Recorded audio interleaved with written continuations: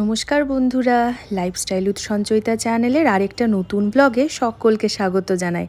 আজ 22শে মার্চ শনিবার, বাজে এখন সকাল প্রায় 7:30-8টা। গত 3 দিন ধরে ভীষণ ঝড় বৃষ্টি গেছে আমাদের পুরুলিয়া শহরের ওপর দিয়ে। আজ সকাল হতেই কেমন সূর্য উঠেছে দেখুন, সকাল সকাল ভালো রকম রোদও দিয়ে দিয়েছে।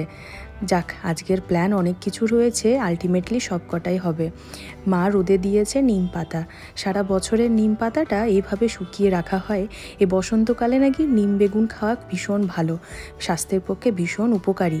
কিন্তু আমার এই জিনিসটার প্রতি ভীষণভাবে অ্যালার্জি, এই এত তেতো আমার আর খাওয়া হয় না। আমি এসেছিলাম একটু নিচে, আমার একটা পার্সেল আসার ছিল অ্যাকোলজিকা থেকে। চলুন ভেতরে যাই, কি কি রয়েছে এর ভেতরে আপনাদের সঙ্গে শেয়ার করি।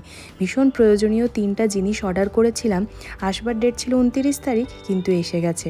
যাই হোক, স্কুল রয়েছে, স্কুল যাওয়ার আগে জিনিসটা পেয়ে গেছি। আর বাড়ন্ত হয়ে গিয়েছিল, মেয়েদের যা হয় নুন আনতে পান্তা ফুরোয় সবসময়। ময়শ্চারাইজার কিনছি তো সিরাম শেষ, ফেস ওয়াশ কিনছি তো হেয়ার সিরাম শেষ।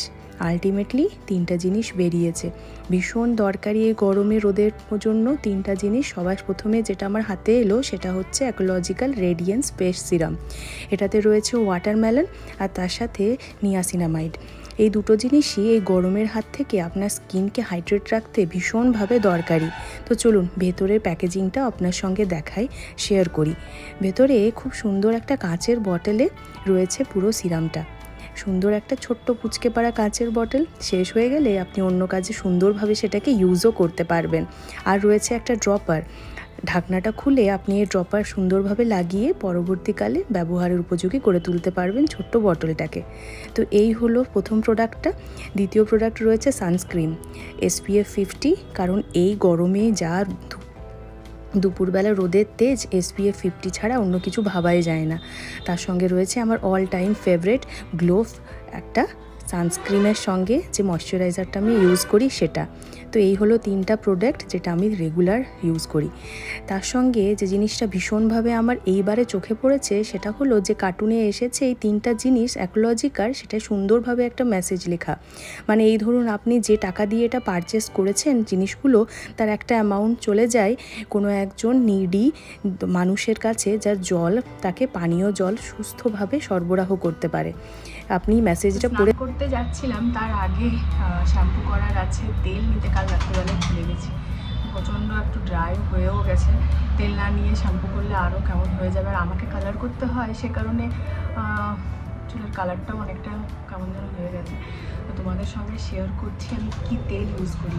আমি অনেক দিন থেকেই ভাবছিলাম তোমাদের সঙ্গে এই জিনিসটা শেয়ার করি, কিন্তু কি বলতো, যতক্ষণ না আমি ঠিক বেনিফিটটা পাচ্ছি না তোমাদের সঙ্গে সেই জিনিসটা তো শেয়ার করতে পারি না। তো মোটামুটি প্রায় আমি 2-2.5 মাসের বেশি হবে, বরং প্রায় 3 মাসের কাছাকাছি হয়ে গেল। মানে এই 2025-এর একদম গোড়া থেকে, জানুয়ারি মাস থেকে বলতে পারেন, আমি এই তেলটা ইউজ করছি, মানে তেলের মিক্সচারটা ইউজ করছি। তো সেটাই আপনাদের সঙ্গে শেয়ার করব। আপাতত মানে শেষ হয়ে গেছে, তো সেটা তৈরি করব, সে কারণে ভাবলাম আজকে একদম পারফেক্ট দিন এই জিনিসটা আপনাদের সঙ্গে শেয়ার করার জন্য। আর বিলিভ মি, আমি খুব ভালো একটা রেজাল্ট পেয়েছি। মোটামুটিভাবে হেয়ার ফল যে পরিমাণে আমার হচ্ছিল তার কী বলবো 5%ও নেই বললেই চলে। তো তোমরা যারা হেয়ার ফলের সমস্যায় ভুগছো অবশ্যই এটা ট্রাই করে দেখতে পারো। দেখো, আমরা অনেক কিছু হেয়ার অয়েল, অনেক কিছু হোম রেমেডি আমরা ট্রাই করি, তো ওয়াই নট এটা একবার মানে বলতেই পারি। তো খুব সিম্পল কতগুলো ইনগ্রিডিয়েন্ট দিয়ে তৈরি হয়ে যায়, কতগুলো সিম্পল জিনিস দিয়েই। চলো তোমাদেরকে দেখাই। সো খুব বেসিক্স 3টে জিনিস দিয়েই তৈরি করবো এই আমি তেলটা। কোকোনাট অয়েল, এটা রয়েছে ক্যাস্টর অয়েল, আর তার সঙ্গে ভিটামিন ইর ক্যাপসুল। এই 3টা মিক্স করব আমি এই বটলটাতে, তারপরে মোটামুটি যতদিন সেই তেলটা চলে আমি ইউজ করব।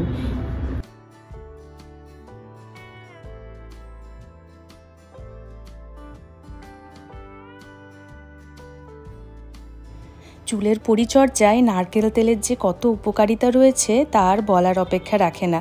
ত্বকের পরিচর্যাতেও নারকেল তেল সমানভাবে উপকারী। আর আমার ব্যক্তিগত অভিজ্ঞতার কথা বলতে গেলে অবশ্যই বলতে পারি, প্রেগনেন্সির প্রথম দিনগুলো থেকে যদি আপনি নারকেল তেল নিয়মিতভাবে পেটে মালিশ করেন তবে স্ট্রেচ মার্ক থেকে আপনি অবশ্যই মুক্তি পেতে পারেন।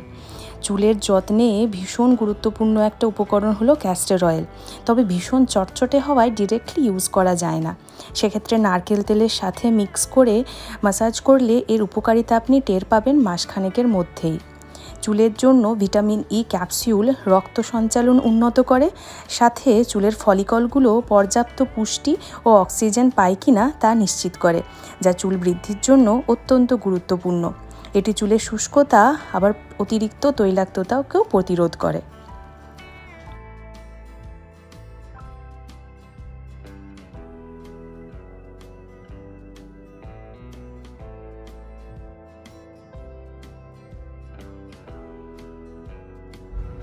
তো তেল রেডি হয়ে গেছে, এরপরে এটা পুরো মাথায় এরপরে লাগিয়ে নেবো চুলে আর কি। আর ওভারনাইট রেখে দিতে পারলে খুবই ভালো হয়, কিন্তু আমার ওভারনাইট আমি ভুলে গেছি রাখতে, আর যখন মনে পড়লো তখন তেলটা বানানোও হয়নি। তো একটা খুব ভালো জিনিস তোমাদের সঙ্গে শেয়ার করি, তেল বা শ্যাম্পু যাই ইউজ করো না কেন সবসময় আগে স্ক্যাল্পে ইউজ করো।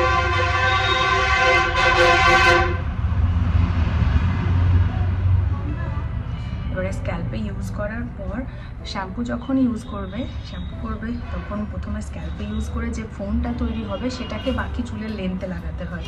আদারওয়াইজ চুল কিন্তু ভীষণ ড্রাই অ্যান্ড ড্যামেজ হয়ে যায় যদি ডিরেক্টলি শ্যাম্পু চুলের লেন্থে অ্যাপ্লাই করা হয়, ঠিক আছে। আর তেলও ঠিক সেই রকমভাবে, তেল যত না আপনি উপরটাই লাগাবেন তার চেয়ে বেশি স্ক্যাল্পে এইভাবে ম্যাসাজ করতে হবে।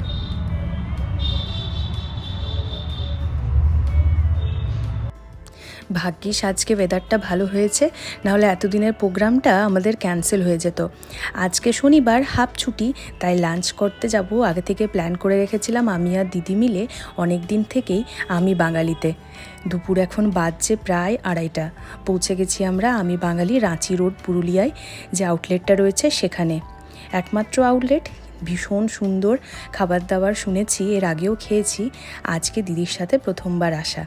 তো প্রথমে এই গরমে রোদে এলাম, অর্ডার করতে ইচ্ছে হলো আমপান্না শরবত। ঠান্ডা ঠান্ডা আমপান্না শরবতে গলা ভিজিয়ে নিতে কার না ভালো লাগে এই গরমের দিনগুলোতে। পুরুলিয়ায় যারা রয়েছেন তাদের অনেকেরই হয়তো আশা হয়েছে, কারণ এই আউটলেটটা বেশ পুরনো। আর পুরুলিয়া যারা ঘুরতে আসছেন বাইরে থেকে অবশ্যই একবার এসে ঘুরে যান এখান থেকে। বাইরের পরিবেশের সঙ্গে যেমন ঘুরতে ভালো লাগবে, এখানে এসে এপার বাংলা ওপার বাংলা সব জায়গার খাবার দাবার খেয়ে মন ভরিয়েও যেতে পারবেন। কলকাতার অন্যান্য রেস্টুরেন্টগুলোর সঙ্গে পাল্লা দিয়ে টেক্কা দেবে এখানের খাবারগুলোর স্বাদ, এ কথাটা আমি বলতেই পারি হক দিয়ে। চলুন, মোটামুটি আমার আমপান্না শরবত শেষের মুখে।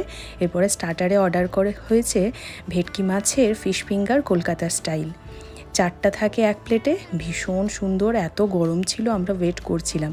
স্যালাড আর কাসুন্দি দিয়ে একটা জম্পে স্টার্টার বাঙালি খাবার হিসেবে বলা যেতেই পারে।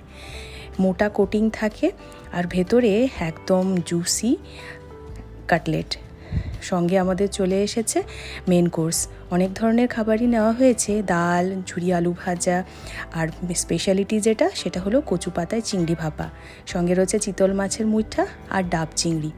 এই কচু পাতার চিংড়ি ভাপা খাবারটা এখানে এলে আপনারা অবশ্যই ট্রাই করে দেখতে পারেন, নিরাশ হবেন না। আমি এখন ভাতের সঙ্গে মেখে নিয়েছি চিতল মাছের মুঠা ডিশের গ্রেভিটা। আমার এটা ভীষণ পছন্দের একটা খাবার। আসলে বাড়িতে তো বানানো যায় না, ভীষণ একটা কমপ্লিকেটেড রেসিপি।